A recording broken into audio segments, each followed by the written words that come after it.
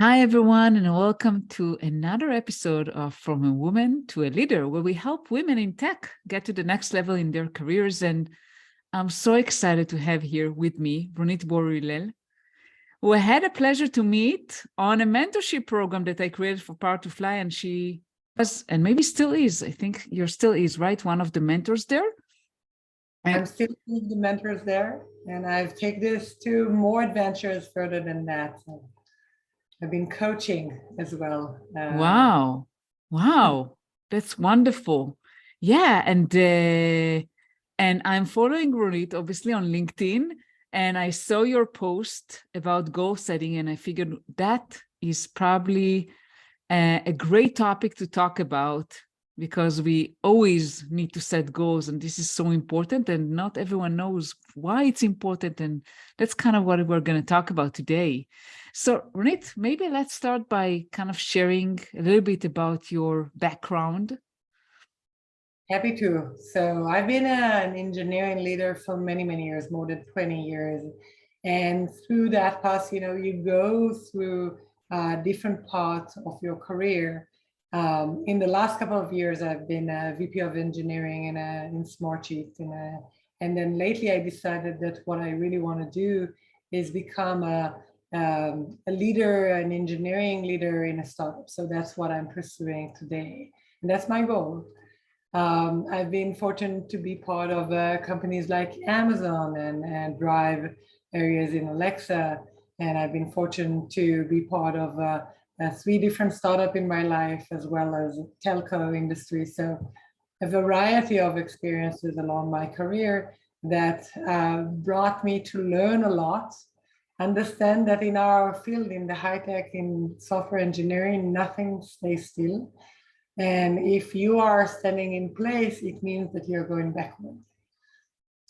So Absolutely. This is kind of what drives me forward.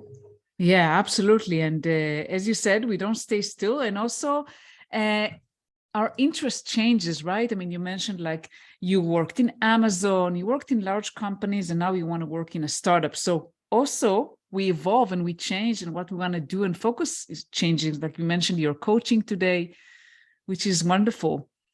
Yeah. And kind of transitioning into the topic of goal setting, why is it important even to set goals? So whenever we think about what we want to do, if we want to put something in front of us, most of us will just, this is the thing that I want to do, but it's there. I have no idea how I'm going to get there. And it kind of accompanies us, but it doesn't drive us to get there. Goals is the first step you do in order to drive yourself to get to the direction, to the things you inspire to do.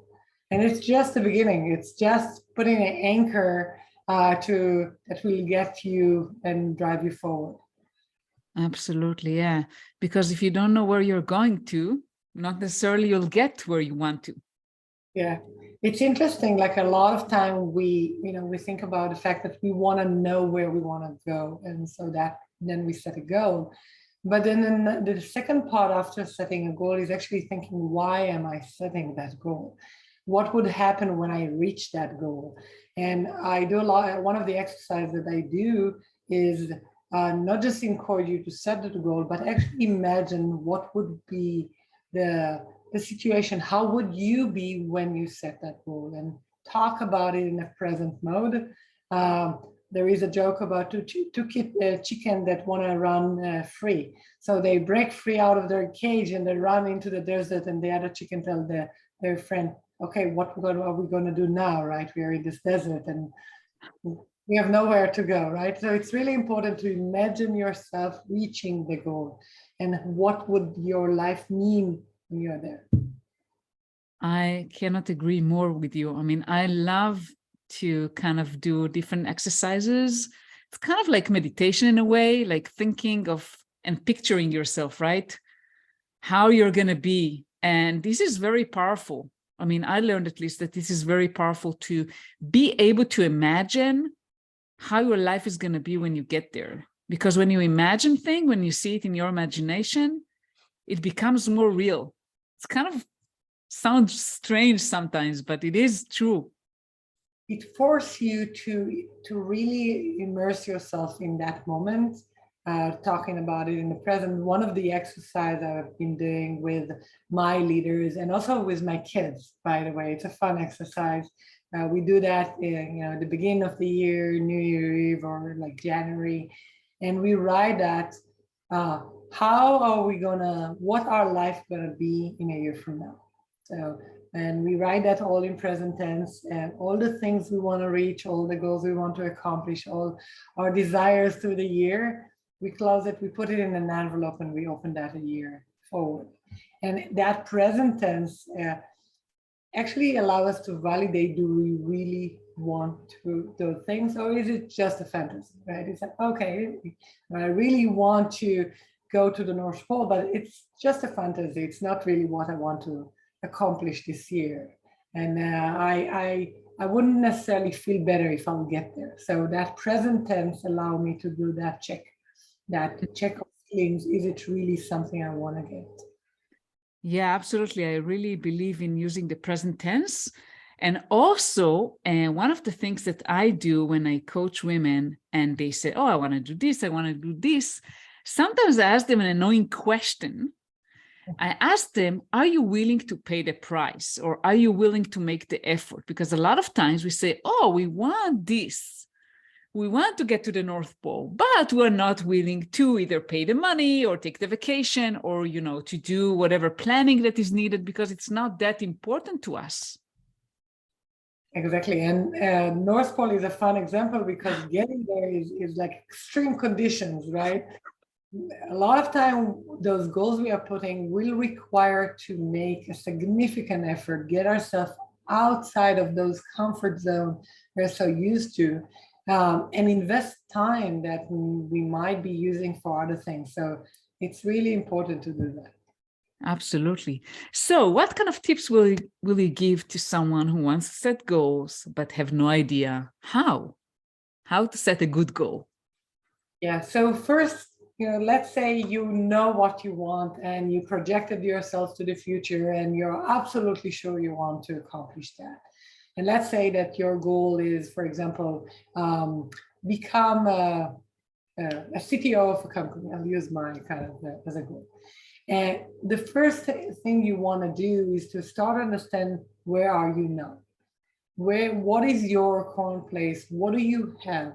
And I usually say, we had a long experience, and with that experience, we acquired tools, we acquired successes, we have all of that. So let's evaluate, what are you bringing with you?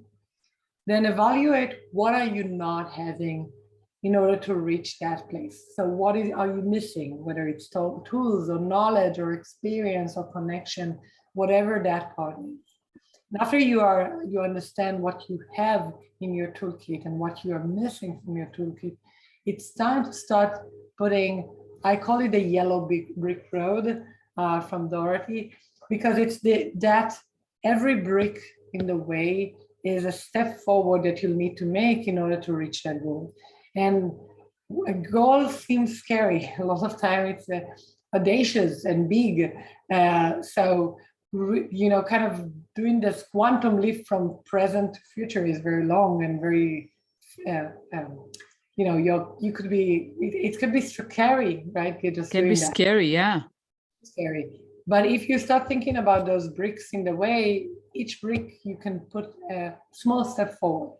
And you then ask yourself, like, what is the first step I need to do in order to reach that? And you define a SMART goal. So something that is measurable and well-defined in time and achievable, something that you can really reach, not some abstract kind of, I want to be able to contact 3 search firms in the next 2 weeks, for example. Or when I define that, it's clear what I need to do. It's time bound, so it's limited in that perspective, and it's reachable. I can actually get and do that, and it's really critical. And after you accomplish that first step, your first brick, go and define your next one and start mapping your path forward. You'll see along the way that you want to revise and rethink and do kind of a retrospective for those who work agile. Do a retrospective. Do I really still want to reach that goal? Is that the same flavor as I defined it when I started that voyage? Should I change it a bit, right? So it's good to make those assessments along the way and then set the next step on your path. I really loved your analogy of the yellow brick road. I think I'm going to use it. I hope it's okay to borrow that from you. Some Dorothy marked that first. Yeah. Yeah, so basically breaking things to some small, actionable, tangible steps along the way, not something super intimidating. I wanted to ask you, you mentioned like your personal goal about becoming a CTO. What if I have a goal, but I don't really know? I have no clue what I need to do, how to get there. Let's say I decided I want to become a CTO. I just pick that as an example. It can be something else. And I have absolutely no idea. I know that I want it, but I have no idea. I'm overwhelmed. I have no idea what I need to do. Yeah, it happens sometimes. So if you start in the beginning and you say, here is what I have in my toolkit, and this is what I don't have in my toolkit, those questions would rise up, right? What you are saying, I don't know how I could even accomplish that. I don't know what does it mean to accomplish this. So I have a lot of pieces of the puzzles that are missing for me to even start understanding, putting that road there. But that's actually the first step in your road. Okay, understanding how you fill your toolkit to get you where you want to go. So ask those questions. What don't you know? I don't know what does it mean to be a CEO, or I don't know what does it mean to get there. I don't know who you even address and contact.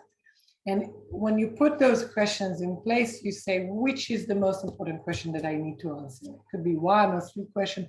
Don't get yourself to 20 because then you're going to lose it.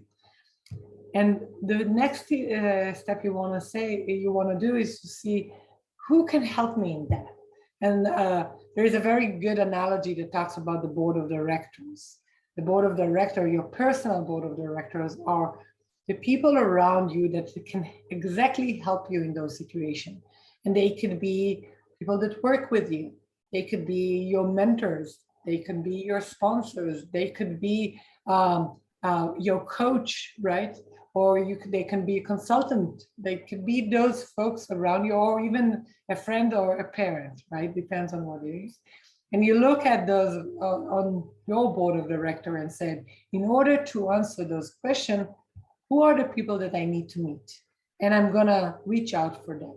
Sometimes I don't have that exactly in my immediate round, and I find LinkedIn as a great tool.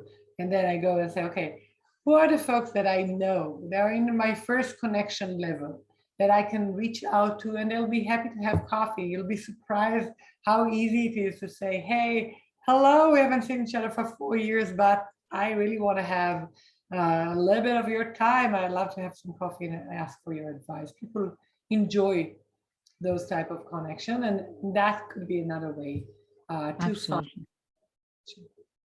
Absolutely, yes. And LinkedIn is wonderful. I love LinkedIn. And actually, even people that you're not connected in first degree, and you reach out and you ask for help, a lot of times they'll be happy. Like if you wanted an advice, not to try to sell them something, but one of the most annoying things that happens to me on LinkedIn is people want to connect with me and immediately try to sell me something. But if someone reach out and ask for help, a lot of times I will be willing to help, even if I don't know them. Yeah. Giving them the time of day. Remember that you would want other people to give you that time of day, right? Absolutely, absolutely. I wanted also to ask you, let's say that I found my board of directors, I understand what the steps I need to make, or at least the immediate steps, the immediate bricks that I need to start stepping into. What are some strategies that you have to staying consistent and to continue pursuing that goal? What helps you stay on course? So what help you go there is the two things to my perspective. One is create accountability. And people can create accountability in different ways. Some people need to create accountability by having a person that holds them accountable. Okay, they need that, and a way to do so is either to find someone that is willing to be there, someone that worked with you. For example, when I started that voyage, a person that I met through one of my network, and we just got to get together. She said, "I'm here for you, and I want to make sure we are meeting every month, and every month you're sharing what have you done, right? And you need to answer to me that you accomplished something in this month that we either discuss or haven't discussed it. That's not the point. The point is it was what you wanted to accomplish, and you have accountability. Sometimes accountability can be created by yourself. That's very efficient as well. I find creating some kind of a plan, a weekly plan, a monthly plan, usually a combination of those, writing it down and making sure that you are reviewing that either on a weekly basis or even a daily basis, depends on how you settle things.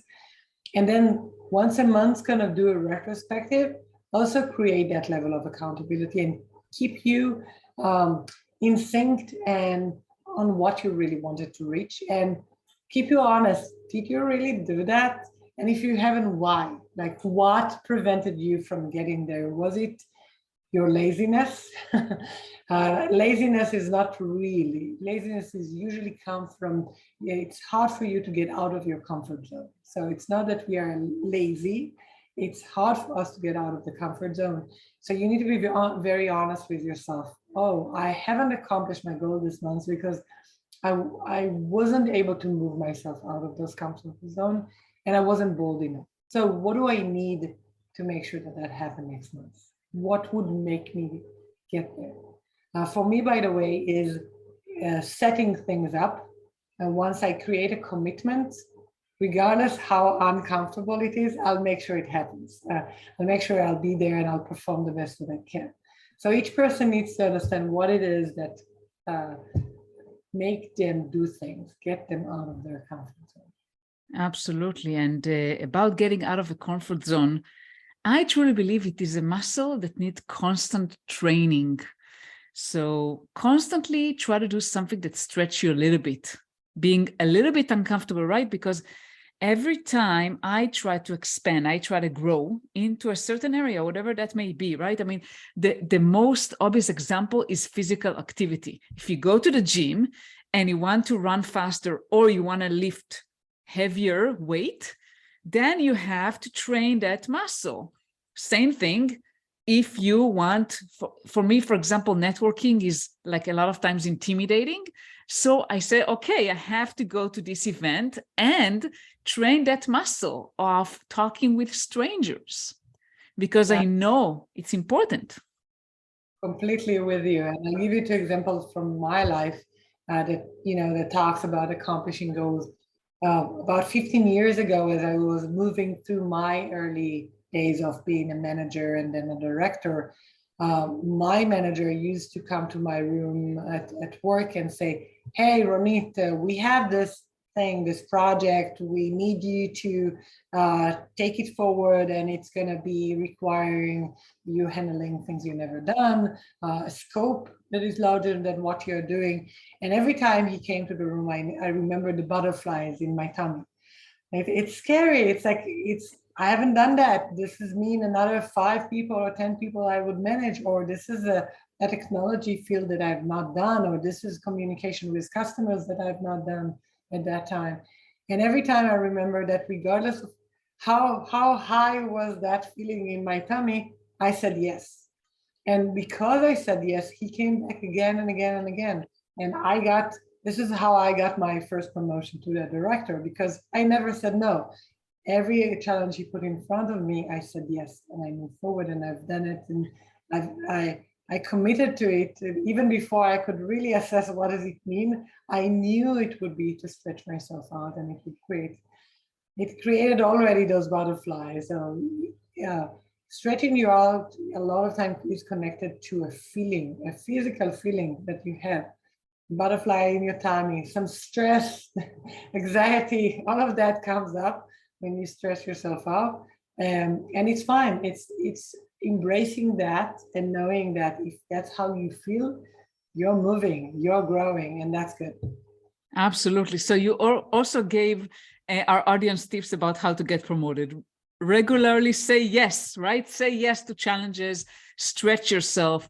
And yes, there is some stress involved, but I just want to emphasize you want to have a good amount of stress and not stress yourself too much. And for me, like if I'm feeling overstressed, it affects my sleep a lot of times. I don't sleep very well. So it's important to pay attention to not overstress yourself also. You want to stretch yourself a little bit every time. And yes, go ahead. I think it depends on yourself as a person. Yeah. Some folks like to bungee jump, skydive, go heli skiing, right? They like to stretch themselves a lot. Some people, even the notion of going to a social event can make them very anxious. So you need to figure out what's your stress level, right? How much you can push yourself without breaking. Don't break yourself. That's not the goal. Don't cause yourself to have sleepless night, countless sleepless night. If you have one, that's fine. But if you're starting to have a very unhealthy balance, that's not great. Find where you are. Yeah. And absolutely. It's obviously, it's a scale that is specifically related to each individual, and you know yourself the best, right? So you know when it's too much and where it's a good amount of stress and stretch for you. Right. And I wanted also to touch a little bit about the goals. How do you balance between something that is ambitious but not too ambitious and still realistic? So you want obviously to stretch yourself a little bit every time. How do you kind of find the right balance? So go back to that kind of definition of SMART goals. There is an element when we think about something that we fantasize on it. And this has become like a fantasy or a wish. A wish is not a goal. A wish is more magical in a sense. It's untangible in a sense. If you want to make a wish a goal, you need to roll it back and say, okay, I need to define something that I can accomplish. Okay. Let's say I want to go to the North Pole. By the way, my brother, who is a professor for climate, is now on his direction to the northern part of Canada. That they're doing a research for the North Pole. So you can define that if you are a professor for climate, and you can define what do you need for your expedition, who are the people you need to join, how do you get funding. It's tangible. But if I'll define I want to get to the North Pole, that's a wish.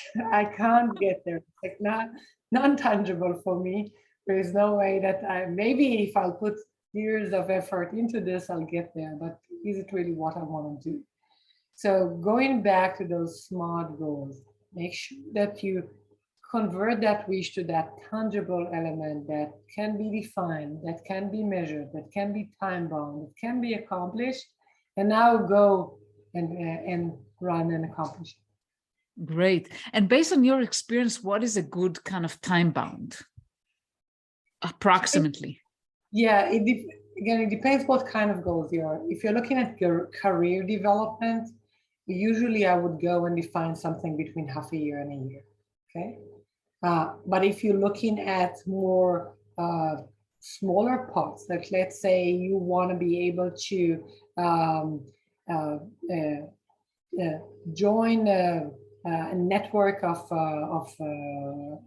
like-minded software developers, okay, and you've never been in a social gathering like that.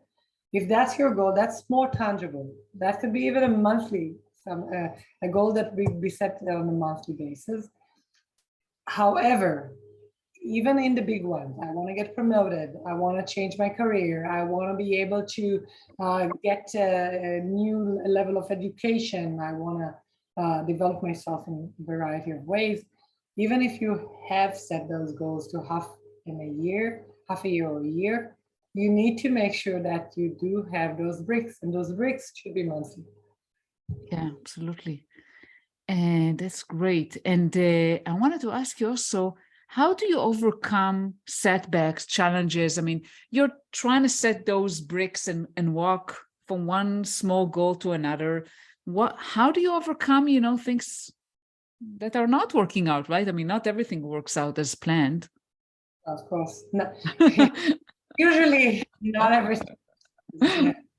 I love the agile methodology of retrospective, because retrospective help you to, when things go wrong, you tend to dwell in the gloomy side of them, right? And that gloominess kind of dig a hole in the ground for you that is harder for you to get yourself out. When you move it to a method and say, okay, I'm now going to do a retrospective and understand, okay, what is working, what is not working, and what do I need to do, then you make this a more practical problem. Okay, I decided that I want to submit for a 3 search firm, but I'm 2 weeks forward. That was my time limit for that goal, but I actually were only able to reach 1, and I couldn't get any. So let's do a retrospective and say, what have I done that was really working? Maybe some of the techniques that I used, the people that I met, maybe the search that I've done was partially good. But then what didn't work? And maybe I wasn't able to actually understand which one should I reach. Maybe I reached companies that are not necessarily looking for startup ones, but actually looking for more post-IPO ones, and I should redirect my search. So by doing that retrospective and looking at what's working and not working, I move this to action. I move it to what do I need to do next versus I dwell in this, that's so bummer. Maybe I'm not good at it. Maybe I should just drop the goal. And by the way, you can drop the goal if after doing that, you actually make an assessment and say, hey, you know what? I actually don't want that. I think that goal would not actually get me to where I want to go, to that position, but a better goal would actually to now meet some CEOs in companies, and how can I use my network to go there. So it's fine to change goals. You don't need to hold in them, for your life. Let them go if they're not the right one. Yeah, so being agile, being able to adapt and change course if you need to, and learn, right, of what is working for you and what is not working. You don't need to continue doing things that are not providing any progress. Constantly, you have to constantly learn, again, moving forward and learning. That's otherwise, again, you'll drift back. Yeah, and you mentioned an important point that I think that many people are facing, especially women in tech, about kind of seeing ourselves, if something doesn't work, as, oh, I'm not good enough. So how do you think women, or not just women, but in general, people can overcome those setbacks? How important is it to get support, and what kind of support you can get so you don't beat yourself up and think, I'm not good enough because I haven't been able to succeed? Completely. We are social creatures. Most of us, or the majority of humanity are social creatures. And we do, when we get support from our environment, it does help us to lift our spirit high, right? And I'll give you a fun example I'm playing a game called Catchball. And we had a practice a week ago, and I came to my friend and I said, I was so bad. I couldn't do anything. Every ball that I threw was caught by somebody else. And every hit, first hit that I threw was like a disaster. And she said, oh no, when I looked at you from the side, I saw that you were actually very fearless and you were throwing balls very hard. And yes, some of them were caught, but your technique was very good. And you should think about like how you fix this and this, but that part was really good. And she put me in the right perspective. Okay. We tend to wear those pink glasses or gray glasses, depends on how we want to see the universe. And that does not reflect reality. And sometimes getting an opinion from the side and kind of consulting with a friend, a colleague, somebody that is watching us or know us, our board of director again, help us put us in the right place in reality, and does that reality check for us. It's harder. You need to be much stronger and with much more resilience to put yourself out. But again, you can do that as well. And the way to do it is a lot of time I like to use writing as the technique. Write down how are you feeling? Write down what does it mean about you? How do you see yourself? And then write the good thing about you, write about the situation. And again, those writing helps a lot with that reality check. So if you don't have a good friend or a mentor or coach, do that writing exercise and look at how do you feel? Be there for a minute with your feeling. Then what is reality? Write it down. And then what is working? Right? Write it down. And you're starting to create those circles that dig yourself out of that gloomy feeling.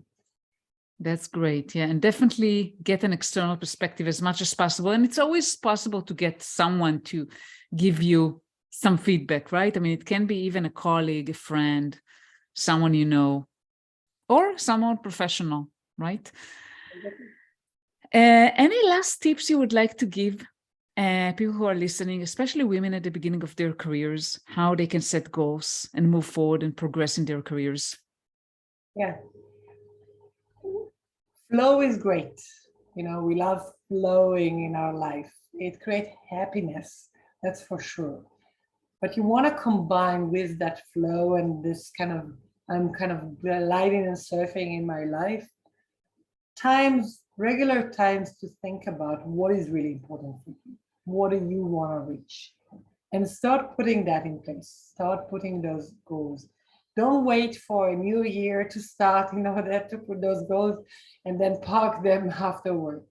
Create a cadence for yourself. A monthly checkpoint, a quarterly checkpoint. Don't take it further than that.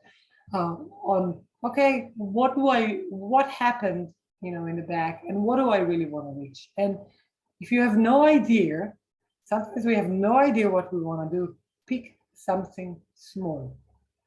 Might seem like, oh, this is just a small thing, but the fact that you're exercising this ability to set goals and accomplishing them create not just this habit of assessing, doing that agile thinking about our life, but also the habit of, wow, I can really accomplish the thing. I have this in me, and when I set my mind to it, I can get it done.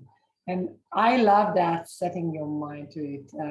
When I was in my early 20s, I was working in a team of recreation guides. We did tours and nature travel. And one of the things that left a very strong mark on myself was that group told me that, okay, whenever we need something, we come to you because we know you can reach it. And that confidence that you get from others that you can reach that goal, or the confidence that you build in yourself that you can reach any goal you want, is a huge and powerful tool.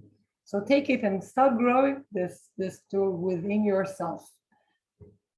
That's wonderful. Thank you so much, Ronit. And how can people find more about you? What's the best way to connect with you? I'm a LinkedIn fan, so LinkedIn is the best way to connect, and I'm more than excited and happy to help people and see how can I help them get to where they want to go. That's wonderful, and I'll put your LinkedIn URL, obviously. Thank you so much for being here today. It was great. Thank you. Thank you so much, Limor, for kind of inviting me in. This was a pleasure being with you.